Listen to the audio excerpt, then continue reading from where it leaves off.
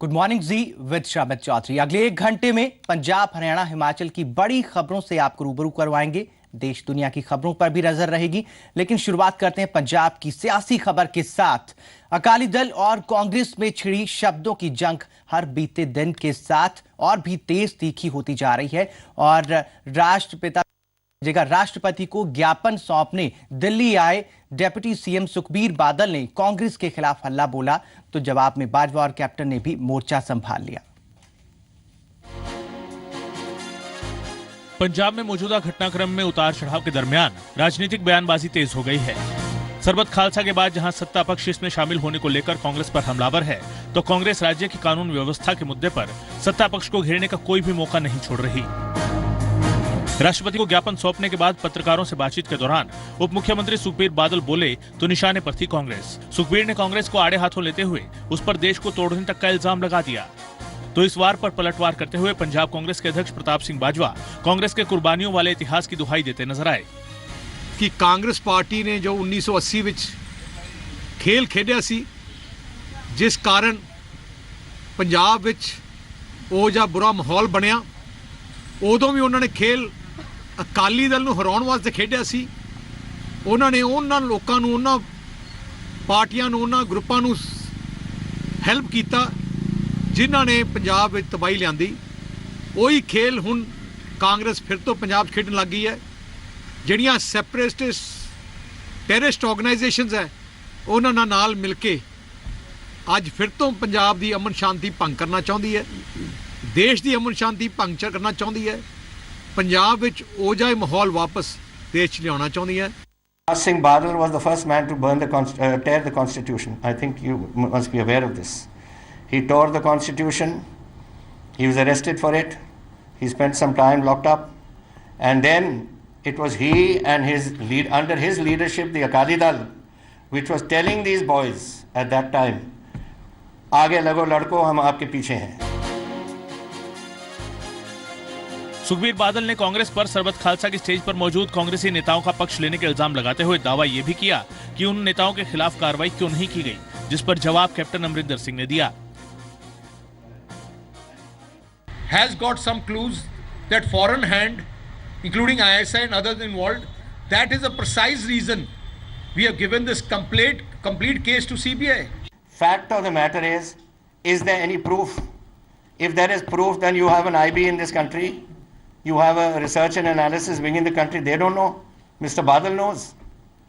Where does Mr. Badal make these comments from? किस तरीके से कमेंट करते हैं? बरगाड़ी से भड़की चिंगारी अब दावानल की शक्ल अख्तियार कर गई है। धार्मिक मुद्दा काफी पीछे रह चुका है।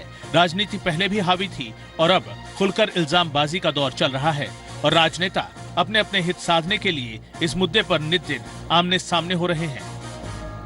पंकज कपाही, जी मीडिया, दिल्ली। और पंजाब में विरोधियों के हमले से घिरे अकाली दल ने इस चक्रव्यूह को तोड़ने के लिए पंजाब से बाहर जाकर विरोधियों को जवाब दिया। दिल्ली पहुंचे सुखबीर बादल और सुखबीर सिंह बादल के दिल्ली घर पर पहुंचकर उन्होंने विरोधियों पर वार किया और इसके कई मायने निकाले जा रहे हैं। श्रोमणी अकाली दल के अध्यक्ष सुखबीर बादल की अकाली नेताओं के साथ दिल्ली में मौजूदगी आम जैसी थी, पर इस बार की मौजूदगी का मकसद पहले से अलग था। इस बार पंजाब की सीमा से बाहर निकलकर अकाली दल ने विरोधियों, खासकर कांग्रेस पर तीखे हमले किए।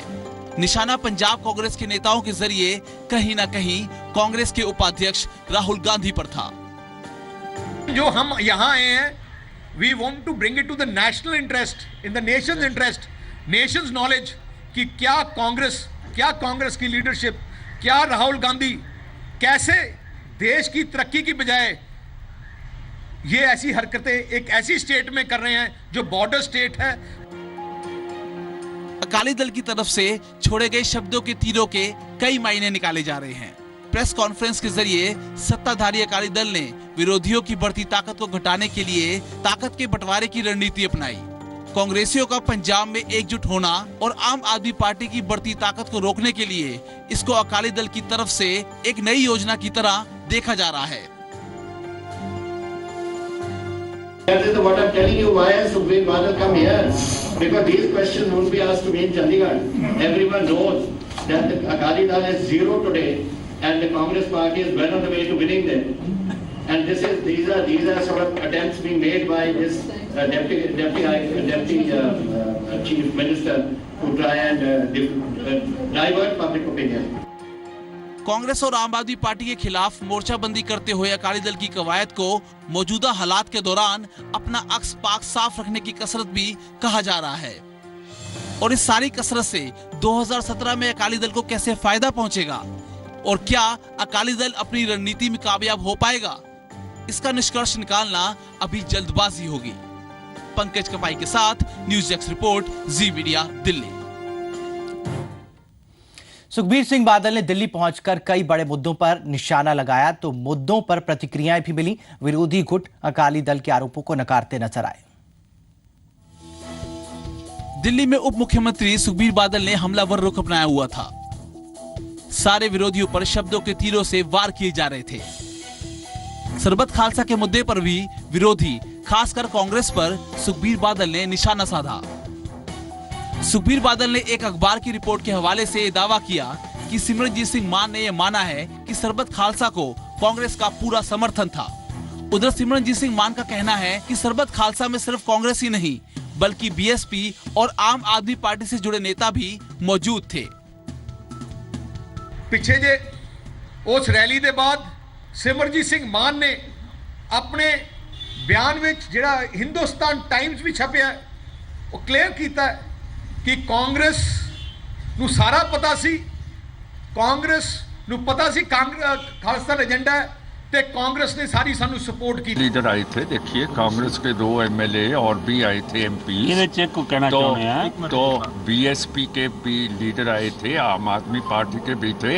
ये समूह सिखों का गठ था। सुखबीर के हमले का जवाब देने के लिए कैप्टन अमरिंदर ने मोर्चा संभाला। कैप्टन ने कहा कि जो कांग्रेसी विधायक सरबत खालसा में शामिल हुए थे उन्होंने शमूलियत से पहले ही विधायक ओहदे से इस्तीफा दे दिया था और सरबत खालसा का कांग्रेस से कोई संबंध नहीं है। 2 people who were from the Congress party went. One was MLA, Mr. Sikki. Mr. Sikki had resigned from the MLA-ship just before that. Dira, his constituency is next door, and he went there in their own capacity. Now, Sarbat Khalsa is not a political institution. It's an institution where, as I mentioned to you, anyone can go.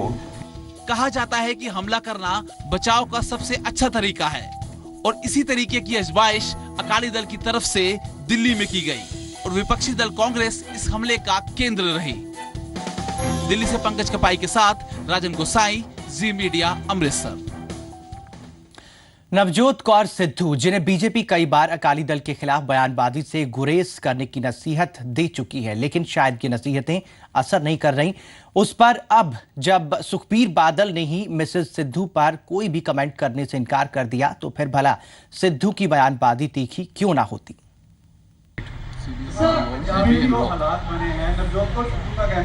I don't want to talk about small personalities.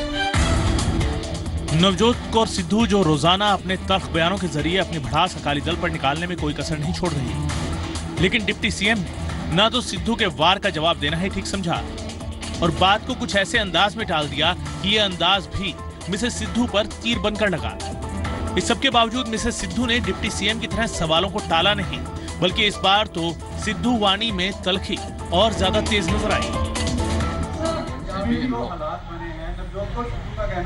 I don't want to talk about small personalities. मेरे जैसा छोटा इंसान बहुत अच्छा है क्योंकि वो सड़क पे बिना सिक्योरिटी के लोगों के बीच में बैठा है और सारा पंजाब घूम रहा है, हर जगह घूम रहे हैं। बड़े लोग शायद वो होंगे जिनको बहुत सिक्योरिटी की आज जरूरत पड़ रही है लोगों में जाने के लिए। नवजोत कौर सिद्धू सिर्फ पलटवार तक ही नहीं रुकी, अकाली दल की तरफ से किए जा रहे संगत दर्शन पर भी मिसेस सिद्धू ने कई नसीहतें दी। संगत दर्शन वो होता है कि जो किसान सड़कों पे थे, जो टीचर सड़कों पे थे, जो लोग दुखी हैं वो सड़कों पे हैं, जो लाइनमैन हैं वो दुखी हैं, ANMs हैं, उनके बीच में बैठो, उनसे बात करो, आपको क्या तकलीफ है, हम आपके लिए ये कर रहे हैं, आगे से ये होगा, पर हमारी मजबूरियां समझो, तुम्हारी मजबूरियां हम समझते हैं। इसको कहते हैं अच्छा लीडर और तकड़ा लीडर। अकाली दल को नसीहत देने वाली बीजेपी नेता नवजोत कौर सिद्धू को अपनी ही पार्टी के कई नेता ऐसे बयान ना देने की नसीहत दे चुके हैं। अकाली बीजेपी गठबंधन जिसे लेकर कई तरह के सवाल विरोधी भी उठा रहे हैं, कई बार अपनों के ऐसे ही बयानों के जरिए रिश्तों को सुर्खियों में ला रहा है। अमृतसर से राजन गोसाई और दिल्ली से पंकज कपाही के साथ न्यूज़ डेस्क रिपोर्ट जी मीडिया। 2017 में पंजाब विधानसभा चुनाव होंगे और इसी को लेकर ये सब कुछ हो रहा है, चाहे दिल्ली में प्रेस कॉन्फ्रेंस हो, चाहे पंजाब में प्रेस कॉन्फ्रेंस हो। और आपको बता दें कि पंजाब का हर सियासी उलटफेर, हर सियासी हलचल आपको इसी चैनल पर मिलेगी। जी पंजाब हरियाणा हिमाचल आपको पंजाब की हर एक अपडेट देगा, क्योंकि सिर्फ हम पंजाब के मुद्दे उठाते हैं और आपके सरोकारों की बात करते हैं। और अब हरियाणा की बात। हरियाणा सरकार ने सरकारी कर्मचारियों के हड़ताल पर जाने, धरना प्रदर्शन करने पर शिकंजा कस दिया है। सरकार ने संबंधित विभागों के अध्यक्षों, अधिकारियों को आदेश दिए हैं कि कर्मचारियों का सामूहिक अवकाश मंजूर नहीं किया जाए। हरियाणा में कर्मचारी अब अपने हकों के लिए ना तो सड़क पर उतर सकेंगे, ना ही हड़ताल पर जा सकेंगे। हरियाणा सरकार ने सरकारी कर्मचारियों की धरना, प्रदर्शन और हड़ताल में शामिल होने पर नकेल कसने की तैयारी कर दी है। सरकार ने सभी विभागों के अध्यक्षों, अधिकारियों को निर्देश दिए हैं कि कर्मचारियों के सामूहिक अवकाश मंजूर नहीं किए जाएं। सामान्य प्रशासन विभाग की ओर से अधिकारियों को इसका कड़ाई से पालन करने और कराने के लिए कहा गया है। सुप्रीम कोर्ट के नियमों का हवाला देते हुए कहा गया है कि हड़ताल पर जाना कर्मचारियों की ओर से कोड ऑफ कंडक्ट का उल्लंघन है। ऐसा करने पर कर्मचारियों पर सरकार सख्त अनुशासनात्मक कार्रवाई कर सकती है। गौरतलब है कि हरियाणा में कई कर्मचारी संगठन अक्सर हड़ताल पर रहते हैं या फिर हड़ताल पर जाने की चेतावनी देकर सरकार की सिरदर्दी में इजाफा करते हैं।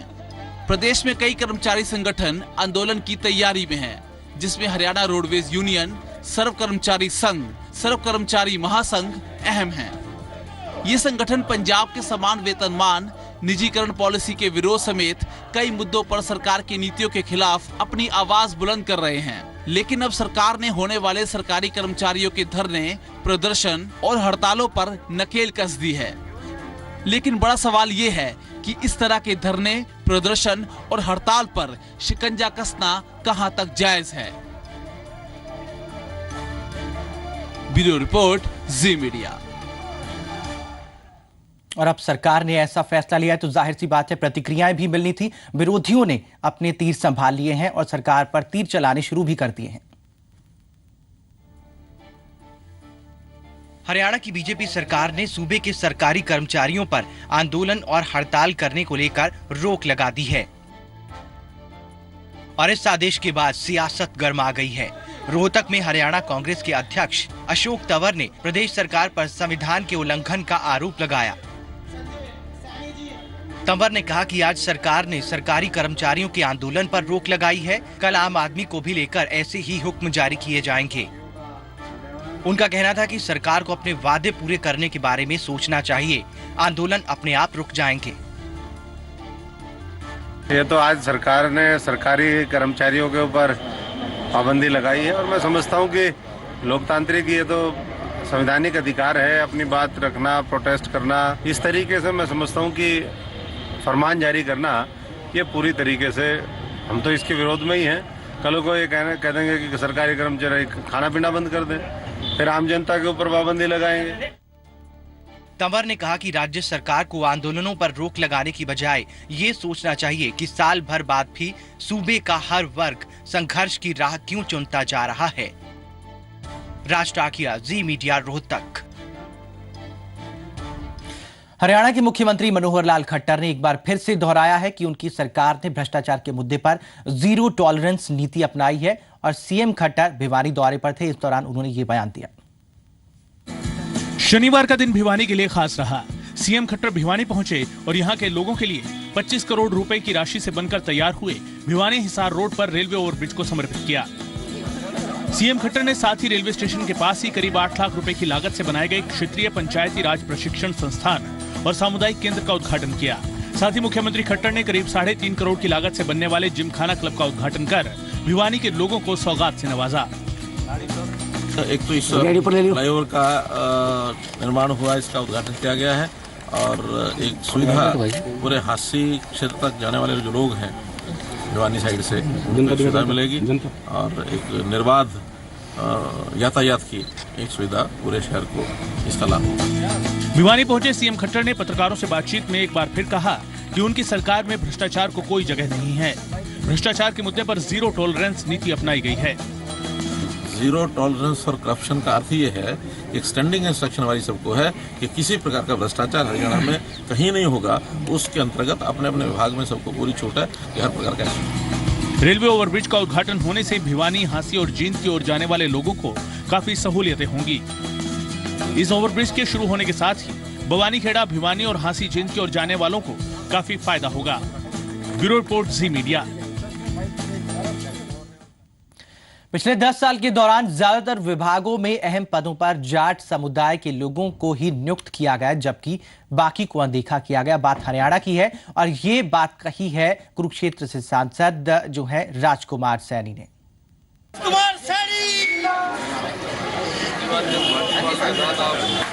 दिल्ली रैली के जरिए पिछड़ा वर्ग के लोगों को एक करने की कोशिश में जुटे राजकुमार सैनी फतेहाबाद के लोगों को इस रैली का निमंत्रण देने पहुंचे। सैनी ने यहां दावा किया कि पिछली सरकारों के 10 साल के कार्यकाल में पिछड़ा वर्ग की अनदेखी हुई, जबकि वर्ग विशेष को सीधा फायदा मिला। हमने भाषा बोली 135 बरादरी की, वो भाषा बोल रहे केले जाट की। मुझे लगता है उनको ही अपनी बैकआउट कर जाना चाहिए इस रिजर्वेशन से। वहीं सैनी ने आरक्षण के मुद्दे पर जाटों की बयानबाजी को आधारहीन करार दिया और कहा कि वो रुपए के 90 पैसे को भी कम करके आंक रहे हैं।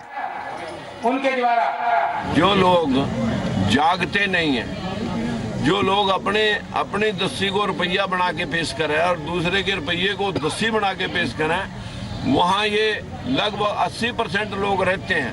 लगभग 90% लोगों के ऊपर 10% अपना धौंस जमा रहे हैं। जिस धौंस और तानाशाही के खिलाफ मैंने आवाज उठाई। फतेहाबाद के बाद सिरसा के लोगों को रैली का न्योता देने पहुंचे सांसद के निशाने पर पूर्व मुख्यमंत्री हुड्डा रहे। गलत सर्वे रिपोर्ट पेश करने के मामले पर सैनी ने करारा हमला बोला। मुख्यमंत्री भूपेंद्र सिंह हुड्डा ने झूठे तथ्यों के आधार पर ताकतवर कौम को उसके रिजर्वेशन के लिस्ट में शामिल किया। उसी दिन से पिछड़ा वर्ग अपने आप को लूटा हुआ समझ रहा था।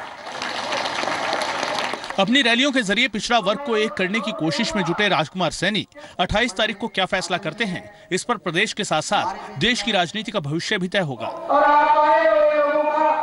फतेहाबाद से धर्मेंद्र गोस्वामी के साथ विजय जसूजा, जी मीडिया, सिरसा। और अब बात देवभूमि हिमाचल प्रदेश की। शिमला में जवाहरलाल नेहरू शहरी नवीनीकरण योजना के तहत गरीबी रेखा से नीचे रहने वाले लोगों के लिए शिमला नगर निगम की आशियाना योजना अधर में लटक गई है। वजह है नगर निगम का सुस्त रवैया।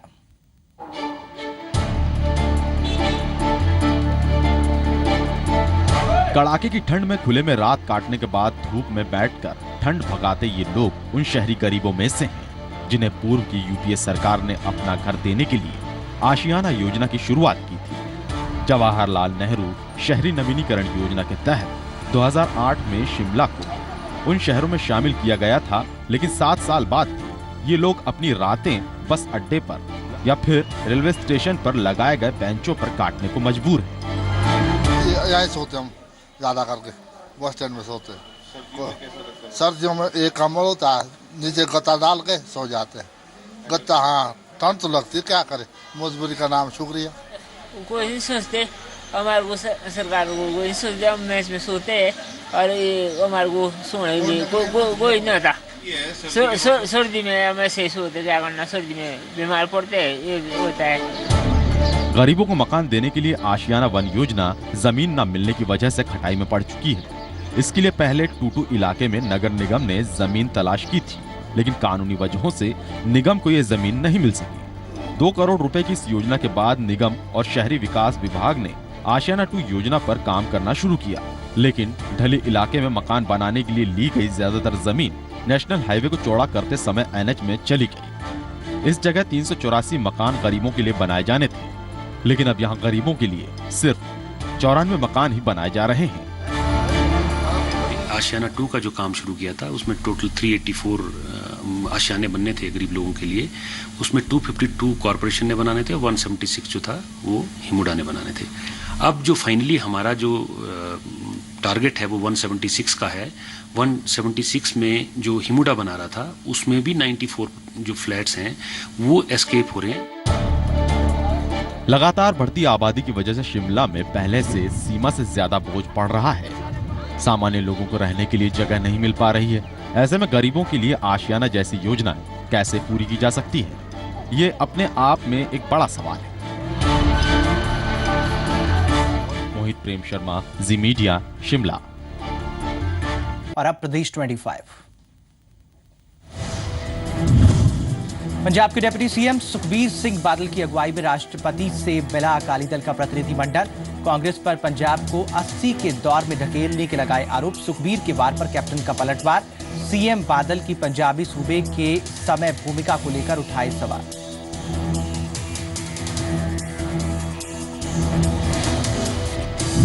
सरबत खालसा के पीछे विदेशी ताकतों के हाथ वाले सुखबीर के बयान पर बोले कैप्टन, सूबे के खुफिया तंत्र की नाकामी छिपाने के लिए विदेश एजेंसियों और आरोपों का सहारा ले रही है सरकार।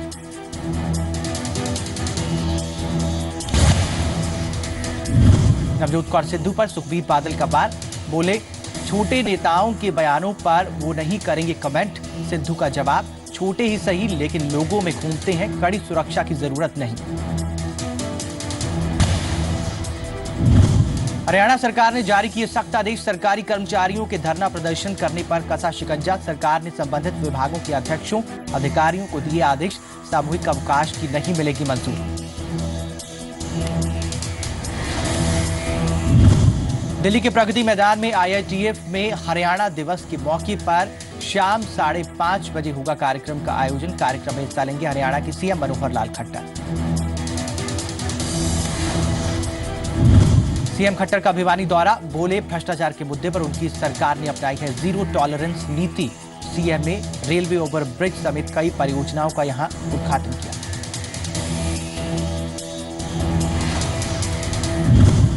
कुरुक्षेत्र से बीजेपी सांसद राजकुमार सैनी ने हरियाणा के पूर्व सीएम भूपेंद्र सिंह हुड्डा पर NCBC की रिपोर्ट को तोड़ मरोड़ कर पेश करने का आरोप लगाया। कहा झूठे तथ्यों के आधार पर हुड्डा ने कैबिनेट के फैसले के जरिए एक ताकतवर कौम को आरक्षण में शामिल कर पिछड़े वर्ग के हितों पर डाका डाला।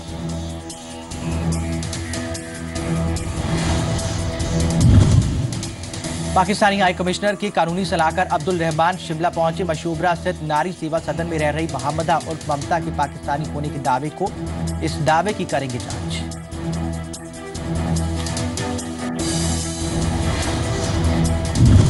हिमाचल हाई कोर्ट ने सभी प्रतिबंधित मार्गों पर वाहनों की आवाजाही पर लगाई रोक। सिर्फ राज्यपाल और मुख्यमंत्री के वाहनों को दी गई इजाजत। पुलिस और प्रशासनिक अधिकारियों को लगाई फटकार।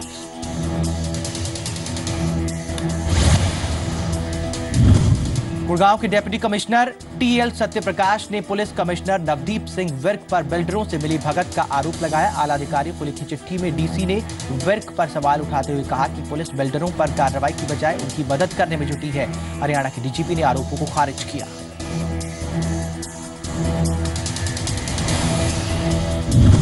जम्मू कश्मीर के कुपवाड़ा में बीती रात सेना और आतंकियों के बीच मुठभेड़। कुपवाड़ा के हंदवाड़ा में सेना और पुलिस की ज्वाइंट टीम ने आतंकियों को घेरा। 2 से 3 आतंकी छुपे होने की आशंका।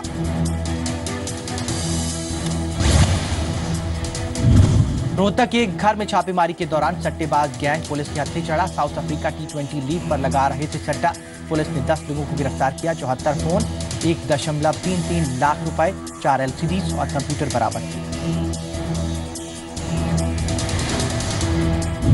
फतेहाबाद के गुरुद्वारा श्री कलगीधर साहिब में हुई चोरी की वारदात CCTV में कैद। आरोपी आया पुलिस के शिकंजे में। कई दिनों से गुल्लक में कर रहा था चोरी। आरोपी से रुपए भी बरामद।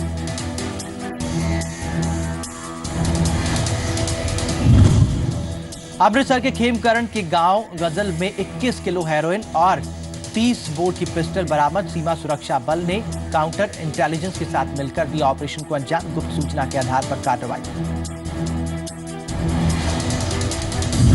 मुंबई पुलिस ने अभिनेत्री शिल्पा शेट्टी के भाई से ठगी के आरोप में मेरठ से एक बाबा को गिरफ्तार किया। करोड़ों की धोखाधड़ी का आरोप। तरनतारन के कस्बा पट्टी के गांव कोट बुद्धा में श्री गुरु ग्रंथ साहिब की बेअदबी का मामला सामने आया। मौके पर भारी पुलिस बल तैनात।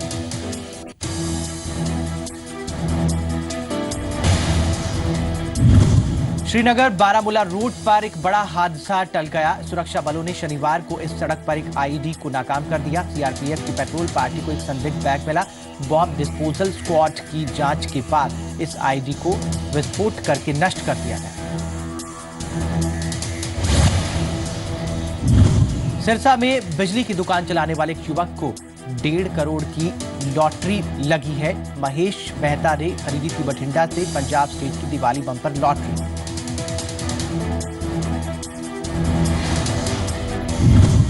पंजाब के मंडी गोविंदगढ़ में लोहे की फैक्ट्री में जोरदार धमाका, 18 मजदूर गंभीर रूप से घायल। फर्म की छत के उड़े पर खच्चे।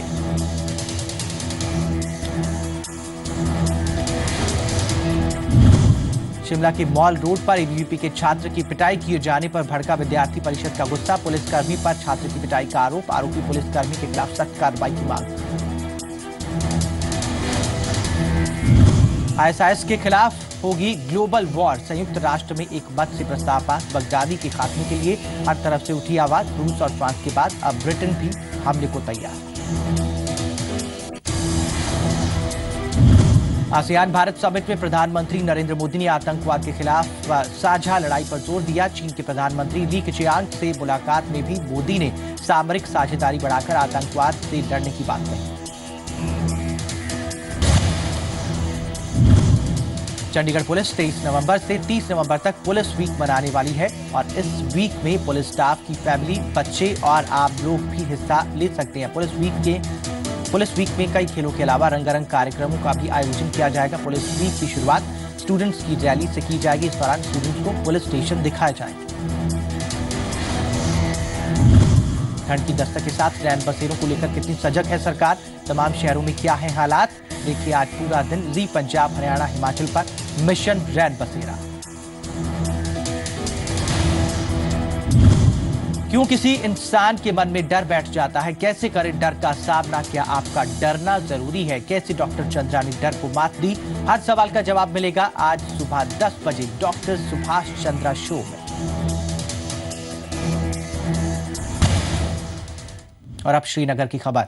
अलकायदा आतंकी संगठन में पहली बार एक कश्मीरी शख्स के शामिल होने के सबूत मिले और ये सबूत खुद अलकायदा ने एक 3 मिनट का वीडियो जारी करके दिए। AQIS जिहाद यादें नाम से एक 3 मिनट का ये वीडियो आतंकी संगठन अलकायदा ने जारी किया है, जिसमें नजर आ रहे शख्स को कश्मीर का रहने वाला अशरफ बताया गया है। और इस दावे की उस वक्त पुष्टि और गहरी हुई जब दक्षिण कश्मीर के कोकरनाग के मागाम इलाके में रहने वाले नजीर अहमद ने खुद को अशरफ का भाई बताया। नजीर ने अशरफ की एक तस्वीर दिखाई और बताया कि वो 2001 में घर छोड़कर पाकिस्तान चला गया था, जिसके बाद वो उनसे लगातार संपर्क में था और पिछले साल 2014 के नवंबर-दिसंबर में उसकी उनसे आखिरी बार बात हुई थी, जिसमें उसने जिहाद पर निकलने की बात कही। मेरा भाई जो यहाँ का नाम मोहम्मद अशरफ डार, सनाब कलाम अहमद डार है, वो 2001 में यहाँ चला गया। तो 20 अगस्त 2001 में वो चला गया सर। वो यही कहते हैं हम उधर जिहाद के लिए जब निकलते हैं उसी में हम इंशाल्लाह शहीद, तुम भी दुआ करो, शहीद हैं, हम शहीद होने जाएंगे। पुलिस सूत्रों का कहना है कि कश्मीर पुलिस इन सभी दावों को जांच रही है, जिसके तहत पिछले 1 दशक में लापता हुए नामों की जांच की जा रही है। कहीं न कहीं अगर देखें इस लिंक को तो ये पहली दफा है कि कश्मीर का कोई युवा है जो अलकायदा से जुड़ा रहा है और अलकायदा जो वर्ल्ड की सबसे खतरनाक आतंकी संगठन माना जाता है उसमें शामिल हुआ है। इस खबर के बाद हालांकि पुलिस अभी इस मामले को टटोल रही है और पुराने सारे जितने रिकॉर्ड्स हैं लापता लोगों के उनको देख रही है और अभी तक वो खुलकर इस पर कोई बात करने को तैयार नहीं है। अशरफ की मौत उत्तरी वजीरिस्तान में शैवाल के लावराहा क्षेत्र में 4 जनवरी 2015 को हुई थी, जब एक अमेरिकी विमान ने मिसाइल से उज़्बेक आतंकी नेता के कंपाउंड पर हमला किया। इस हमले में 6 लोग मारे गए थे। अलकायदा ने बाद में मृतकों की पुष्टि की थी। बहरहाल अब अगर अशरफ का अलकायदा के साथ लिंक सही हुआ तो देश के सुरक्षा बलों के सामने एक और कड़ी चुनौती खड़ी हो जाएगी। Khalid Hussain, Zee media, Srinagar. Gurgaon police commissioner Navdeep Singh Virk की बात करते हैं, जो एक बार फिर से विवादों में घिरते नजर आ रहे हैं और इस बार भी उन पर आरोप लगाने वाले एक बड़े अधिकारी हैं और इन आरोपों ने पुलिस कमिश्नर को सवालों के कटघरे में खड़ा कर दिया। गुड़गांव के पुलिस कमिश्नर और ज्वाइंट पुलिस कमिश्नर का विवाद अभी शांत भी नहीं हुआ था कि एक बार फिर दो बड़े अधिकारी आमने सामने नजर आ रहे हैं और इस बार भी एक तरफ पुलिस कमिश्नर नवदीप सिंह विर्क ही हैं, जबकि दूसरी तरफ गुड़गांव के डीसी टीएल सत्यप्रकाश गंभीर आरोप लिए उनके सामने खड़े हैं। जानकारी के मुताबिक डीसी ने प्रदेश के उच्च अधिकारियों को एक पत्र लिखा है जिसमें गुड़गांव पुलिस पर बिल्डर्स के साथ मिलीभगत करने का आरोप लगाया है। साथ ही डीसी ने अपने इस खत में गुड़गांव के पुलिस कमिश्नर की कार्यप्रणाली पर सवालिया निशान भी खड़े किए हैं। डीसी के इस खत ने गुड़गांव पुलिस को कटघरे में खड़ा कर दिया है, जिसे देख हरियाणा के डीजीपी सामने आए हैं और पुलिस का बचाव करते नजर आ रहे हैं। ऐसा कोई आमने सामने नहीं है, उन्होंने एक पत्र लिखा है। पत्र लिखने में उन्होंने एक क्रिटिसिज्म किसी पुलिस की किसी एक पर्टिकुलर एक्शन का कोई क्रिटिसिज्म किया है, उसको हम क्रिटिसिज्म को पॉजिटिव एस्पेक्ट में लेंगे और जो भी हमारा कानूनी कार्रवाई होगी इन केस में नहीं, इंक्वायरी तो अभी सेटअप करने का कोई विचार नहीं है, इसको स्टडी करेंगे। गुड़गांव के पुलिस कमिश्नर का नाम कुछ ही दिनों में दूसरी बार विवादों में घिरा। फिलहाल तो डीजीपी ने किसी भी तरह की जांच बैठाने से इनकार कर दिया है और ऐसे में अब ये वक्त ही बताएगा कि मामले की सच्चाई आखिर है क्या। Alok Upadhyay, Zee media, Gurgaon. Gurgaon police commissioner Navdeep Singh Virk के बारे में आपको याद ही होगा। भारती अरोड़ा जो ट्रैफिक पुलिस में सीपी थी, जॉइंट सीपी थी, उनके साथ भी इनका विवाद सामने आया था। जो डीजीपी साहब हैं उनको सामने आना पड़ा था और जांच बैठानी पड़ी थी। खैर, अगली खबर है, एक कहावत से जुड़ी ये खबर है, भगवान जब देता है तो छप्पर फाड़ कर देता है और सिरसा में ये कहावत जो है चरितार्थ साबित हुई है। महेश मेहता के साथ ये कहावत सही साबित हुई है। ऊपर वाला जब भी देता है छप्पर फाड़ कर देता है, ये कहावत सिरसा के रहने वाले महेश मेहता पर चरितार्थ होती है, जिन्होंने शनिवार सुबह अखबार पढ़ा तो पूरे परिवार वालों की खुशी का ठिकाना नहीं रहा। जश्न का माहौल बन गया। एक छोटी सी बिजली की दुकान चलाने वाले महेश ने 200 रुपए खर्च किए और बन गए 1.5 करोड़ के मालिक। महेश ने दीपावली के पहले 200 रुपए की लॉटरी खरीदी थी, जिसका उन्होंने पहला इनाम जीता। महेश का कहना है कि उन्होंने कभी नहीं सोचा था कि ऐसा कुछ होगा। जब से ये खबर मिली है, महेश फूले नहीं समा रहे हैं। पहले तो विश्वास ही नहीं हुआ, मेरे को मजाक ही लगा। फिर बाद में जब कंफर्म हुआ तो पता लगा। एक दूसरी बार फोन आया, फिर मैंने 1 महीना पहले लगभग डाली थी और उसने अमाउंट पहले नहीं बताई। बाद में जब सेकंड कॉल आई तो कहता है आपका बड़ा इनाम लगा है, तो आप लॉटरी संभाल लीजिएगा। महेश की पत्नी ममता का कहना है कि उन्हें पता ही नहीं था कि महेश ने लॉटरी खरीदी है। ड्रॉ निकलने पर ही ये खुशखबरी मिली। जब हमें पता चला तो हमें बहुत ज्यादा खुशी हुई। पहले तो विश्वास ही नहीं हुआ और उस भगवान का शुक्रिया बहुत बहुत। महेश के पिता चाहते हैं कि वो इस रकम को अलग अलग जगह पर निवेश करें और लोगों की मदद भी करें। तो मैं चाहता हूँ भी वो मतलब कुछ बैंक में डाले, कुछ अपने मकान बनाने में लगाए, इस तरह 3-4 जगह वो इन्वेस्ट करे, एक जगह पे सारा इन्वेस्ट ना करे। पर मैं चाहता हूँ भी जो जेन्युइन पात्र आता है कभी, तो ये उसकी कुछ ना कुछ जो पॉसिबल लगे मदद जरूर करे। घर पर अखबार पहुंचा तो महेश के घर में तो जश्न का माहौल बन गया। साथ ही लोगों के फोन आने भी शुरू हो गए और घर पर लोगों का तांता लगने लगा। हर तरफ से बधाइयां मिलने लगी। विजय कुमार, जी मीडिया, सिरसा। आगे बढ़ते हैं। पांवटा साहिब के आसन बैराज वेटलैंड में प्रवासी पक्षियों का आना शुरू हो गया है। साथ ही इस बार एक दुर्लभ प्रजाति के पक्षी का जोड़ा भी यहां देखा गया है। पांवटा साहिब की यमुना नदी और आसन बैराज वेटलैंड की खूबसूरती में 4 चांद लगने का वक्त आ गया है। यहाँ विदेशी पक्षियों ने आना शुरू कर दिया है। चीन, कजाकिस्तान और लेह लद्दाख में इस मौसम में झीलें बर्फ में तब्दील होने लगती हैं। तब ये विदेशी पक्षी अक्टूबर के पहले हफ्ते से ही यहाँ आना शुरू हो जाते हैं और मार्च के आखिरी तक डेरा डाले रहते हैं। जिसके चलते इस बार शिल्डक, पिनटेल्स और रूडी समेत 37 प्रजातियों के करीब 2500 पक्षी पहुंच चुके हैं। विभाग के अधिकारियों ने बताया कि इस साल दुर्लभ प्रजाति का एक जोड़ा प्लस फिश ईगल यहां पहुंचा है, जिससे पता चलता है कि वेटलैंड की जलवायु प्रवासी पक्षियों को अपनी तरफ खींच रही है। साथ ही और भी कई नई प्रजातियों के वेटलैंड पहुंचने की संभावना जताई जा रही है। जो विदेशी पक्षियों का आगमन अक्टूबर में शुरू हो गया था और अभी तक लगभग यहाँ पे 2.5 से 3 हजार के करीब पक्षी पहुँच गए हैं, जिसमें 37 प्रजाति हमने काउंटेड की है। विभाग आसन बैराज वेटलैंड में आने वाले प्रवासी पक्षियों के लिए यहाँ सुरक्षा के कड़े इंतजाम करने का दावा कर रहा है। इनकी सुरक्षा के लिए दिन रात गश्त की जा रही है और मुखबिर अलर्ट किए गए हैं। जिस तरह से अभी आसन कंजर्वेशन में साइबेरियन बर्ड्स आनी शुरू हो गई हैं, उस हिसाब से उनके लिए वातावरण अनुकूलित है, सुरक्षित है और यहाँ पे बर्ड्स काफी संख्या में आती हैं और इस साल उम्मीद है कि पिछले साल की अपेक्षा ज्यादा बर्ड्स आएंगी। सुरक्षा के कड़े इंतजामों के साथ ही शिकारियों पर लगाम लगाने के लिए 3 साल की सजा का प्रावधान भी रखा गया है, जिससे इनके शिकार में भारी कमी आई है। अलग अलग जगहों के ये पक्षी जहां प्रकृति की सुंदरता को बढ़ाते हैं, वहीं पर्यावरण का संतुलन बनाए रखने में भी इनका अहम योगदान है। दिनेश कनौजिया, जी मीडिया, पावटा साहिब।